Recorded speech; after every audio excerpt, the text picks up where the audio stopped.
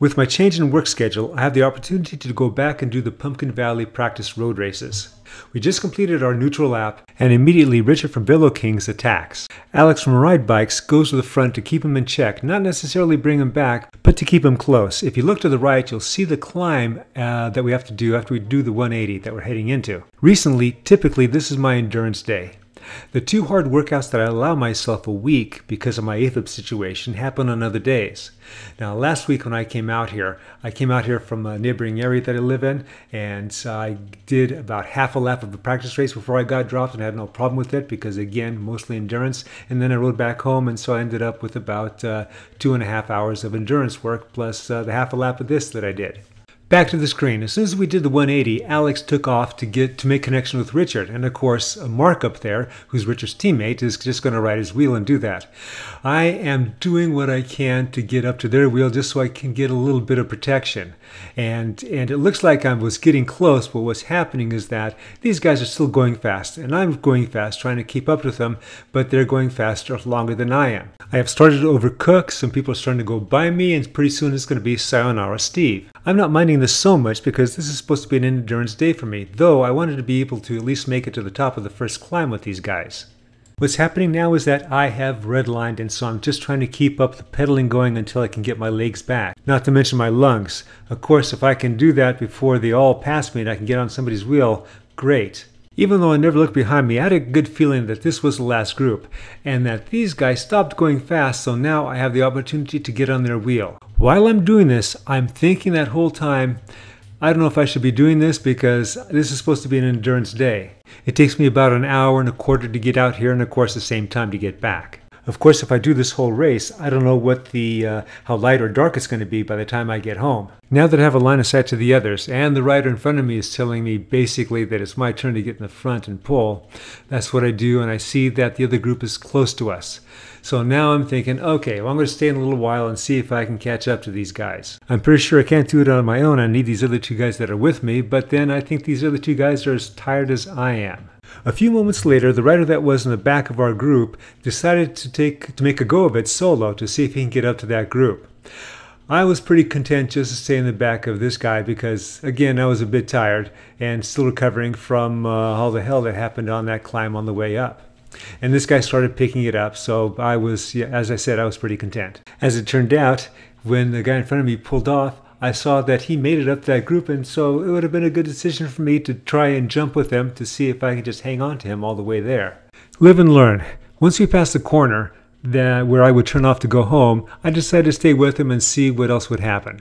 So we worked together, and we came up upon another rider. I took the lead up the climb, figuring that we were a group of drop riders, and I know that I've been working on my climbing quite a bit.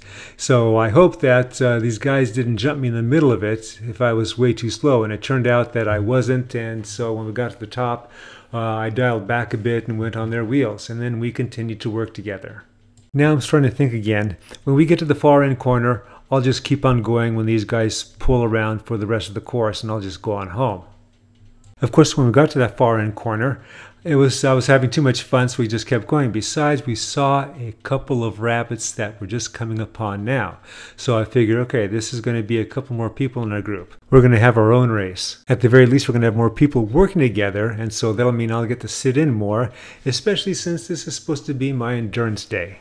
That all being stated, I thought I'd do the same tactic I did in the last lap, go to the front on the climb, and do a good pace and just keep everybody behind me. That was a nice thought, but that pretty much lasted about half the climb. So when I saw these guys starting to go past me, I figured, okay, that's fine. I'll go on back of them, and it may be that I'm going to die out, and I'll just go home. In a bit of foreshadowing, you can take a look at the rear camera insert in the upper right-hand corner and see that we have gone from a group of 5 to now a group of 4. Or so I thought. Looking at the rear camera again, he put in some efforts and got back up to us. This is actually the same rider that jumped away from our group of 3 on that first lap. Good on him for making the effort getting back up there, then lasting as long as he could with that main pack. Each time on this part of the course, I'm thinking the same thing. I gotta keep going straight at the corner and go home. I'm starting to get worn out. So I actually pull myself off the line, let the guy in back of me know that I'm gonna be pulling off, and then I just let these guys go. But then I'm thinking, maybe I'll just change my mind here. Just the action of pulling off and slowing down just for a couple seconds got me enough energy back where I'm starting to rethink my decision. So I'm feeling a little bit better. I get back on the wheel and I figure, okay, well, at least if nothing else, I'll get more miles in. We are currently 2.5 laps into this 5-lap race.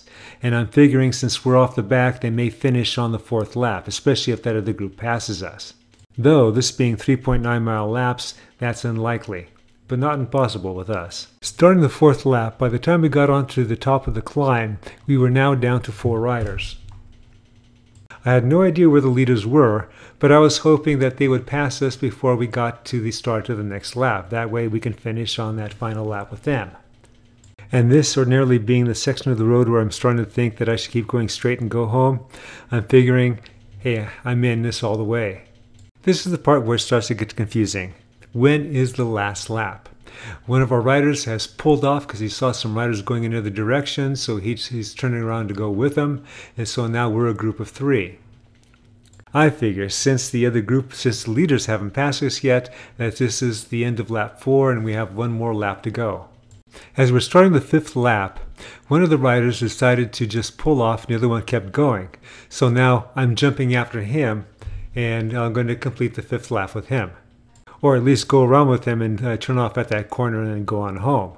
Going around the 180 to hit that last climb, that last rider wasn't staying with me, so probably he did 4 laps and he's just going around the corner and then head on home like I'm going to do. What this practice race has showed me is that while my climbing and upper end have improved, my flat land upper end needs more work. I should be getting that work as I'll be doing this race again next week, and then the following weekend I'm going to be doing a couple of crits up north.